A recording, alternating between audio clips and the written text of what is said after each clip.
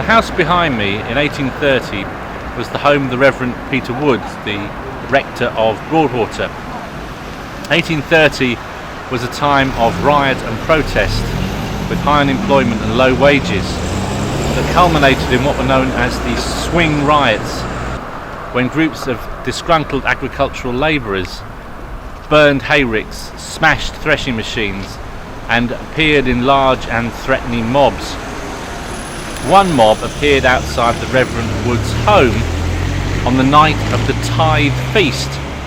When all the tithes having been gathered in, the rector invited all the local farmers to eat with him in a sumptuous meal with plenty of wine and brandy, which rather irked those who were suffering from the low wages and the unemployment, and they assembled here shouting and protesting. And according to a newspaper report, some of the farmers came out and remonstrated with the mob, but received what was described as a knockdown argument when they were bludgeoned to the ground.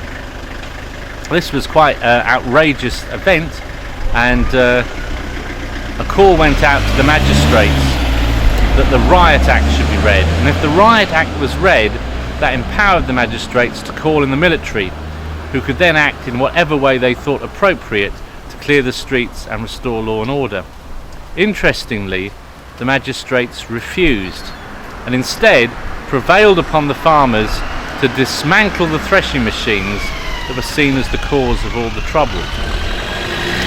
The Worthing Town Commissioners, who were the predecessor of Worthing Council, were aghast at the attitude of the magistrates and passed a motion censuring them for failing to read the Riot Act.